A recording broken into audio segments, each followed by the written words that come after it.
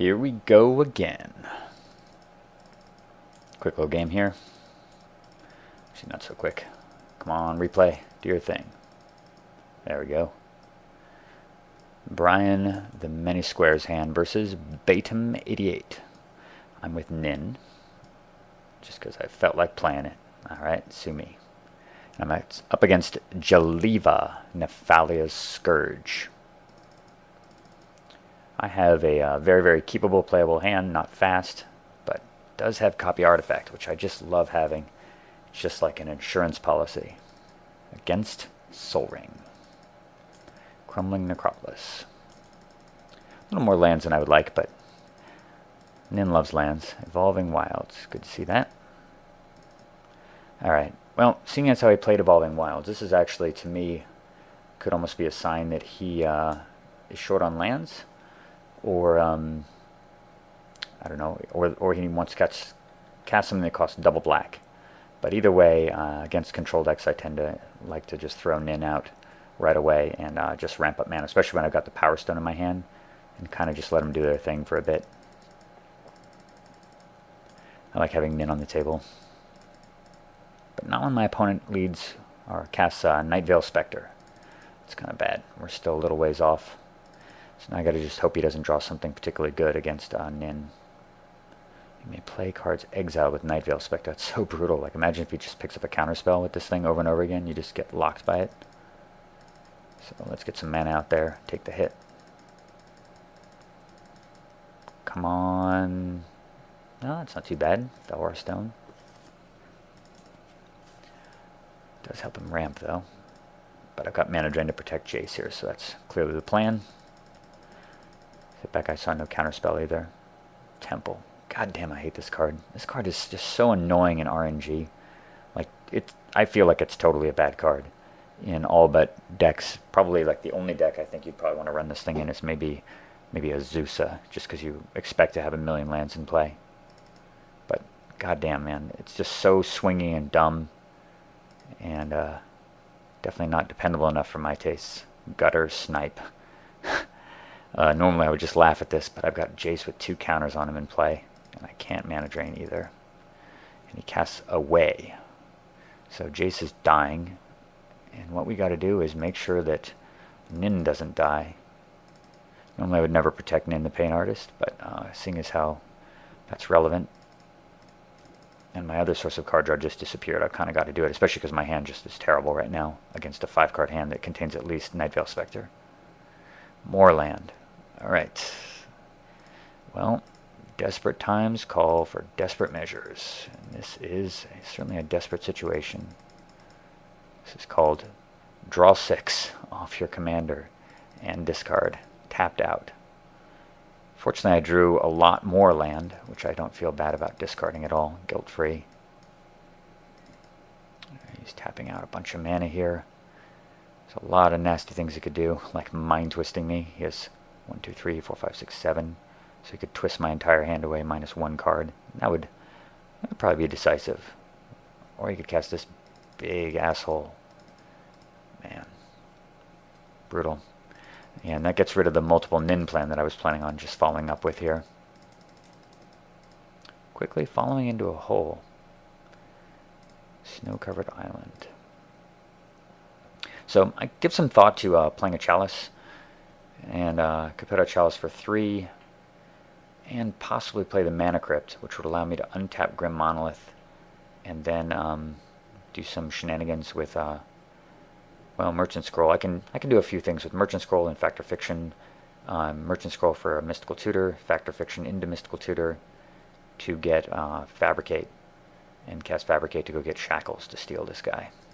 Which is not a ridiculous play, but at the same time, I realize that I've got exactly 8 here, which is enough mana to both Fact or Fiction at the end of the turn and possibly just draw a Treachery or something like that, or a bounce spell, and untap the Grim Monolith. So I decided to just go with that. I'm really honestly reluctant to put Mana Crypt into play right now because I'm going to just take a beating between these two guys. I mean, I could easily die in 2 turns to this, depending on what the rest of his hand is like, but he can pump 3 times here, so that's 9 plus 3, 12, 13, 14. That's 14 twice, plus a few activations. Yeah, I mean, I'd be dead in 2 turns.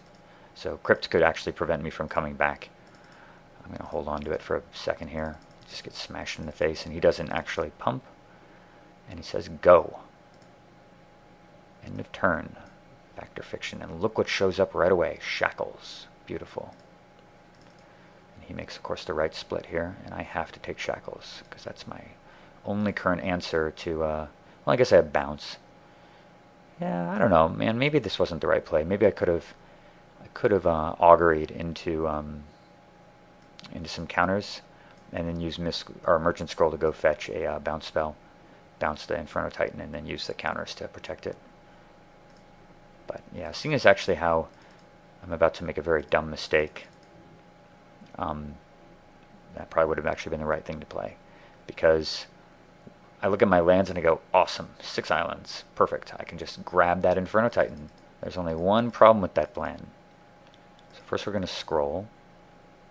I'm going to just go get some protection because I really want the Shackles in play. So I'm going to play the Crypt anyway because I'm just assuming I'm taking Inferno Titan right now, and I'm happy to be at 21. That comes out. And I'm like, alright, grab him. Sweet. Oh yeah.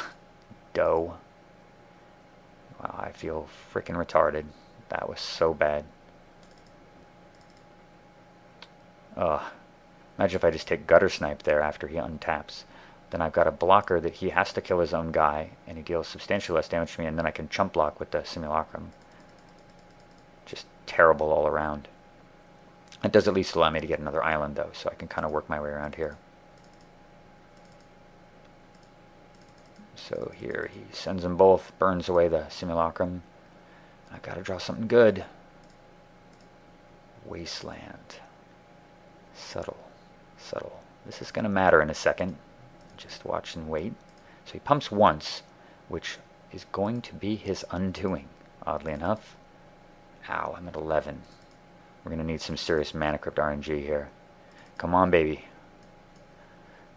Come on, coin. You won. Badass. It's all about guilt-free Mana Crypt. Draw a Memory Lapse, also fantastic. So check this out. Play Wasteland, kill Rakdos Guildgate. Pump. Yep. Okay, that's fine. I'll declare my attack. And he tries to pump, and in response, Grabbage. And copy artifact. Have another Shackles. Snag. He responds by casting Opportunity to ping me for 2. And we're going to just put that back on top of his deck.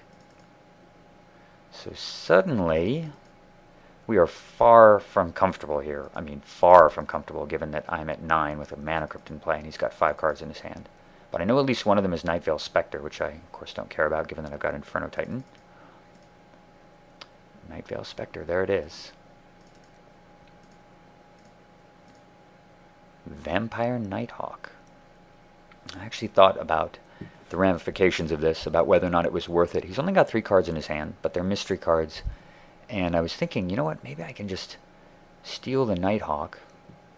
I can untap, and I can steal the Nighthawk instead. And the Nighthawk defends against the Spectre, and I can untap and burn away the Gutter Snipe. So that's my long-term plan here. Because if the Gutter Snipe is dead, I'd much rather have a Vampire Nighthawk than the Gutter Snipe, right? Because it's got lifelink, and then the next turn I can burn away the Nightveil Spectre, and the lifelink can really offset the Mana Crypt. But for the time being, I'm just going to remand because I want to draw a card. I can always do it next turn. And I draw a card.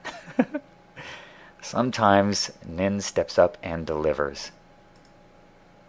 Man, if you think about the hole that I was in just a few turns ago, and the fact that I was able to top deck the Wasteland, which allowed me to steal Inferno Titan effectively. I mean, I still had a way to steal it. I could have still played the other Shackles, grabbed it, in response, grab it a second time.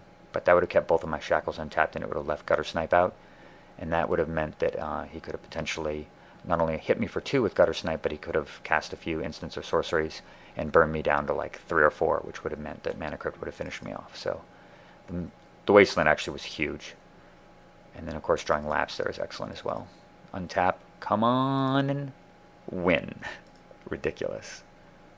And I draw Crucible of the Worlds as well to attack his extremely shaky mana base. So first things first, let's blow that guy up, smash for 8. Cast Crucible. Play Wasteland. Boom. Blow up that. So now he's only got one source of red. And I have just enough mana for Papa Karn. Coming down. And Karn was certainly going to, given that the other card in his hand was the 2/2 flyer, yeah, Karn was going to probably kill, I know it's a toss-up, I probably would have killed the second black mana source, just because I'd much rather, I mean, granted, I kind of actually wanted to cast the Nighthawk now, but I was going to eat up the swamp to keep him off 2 black for, I don't know, Damnation or something like that. But Karn was enough. Batum88 has lost the game due to inaction. He timed out against me after that, after disconnecting. But the game was over anyway. He's not going to come back from mana draining these guys with double shackles in play. There's just no way. Especially not with Wasteland killing a land and Karn murdering him, and plus Karn giving me an out against Mana Crypt. So, hell of a comeback. Thank you, Nin the Pain Artist deck, for delivering despite my blunder. I do make mistakes with this deck and hopefully learn from them in the future. But I hope you like that one. Got more to come. See ya.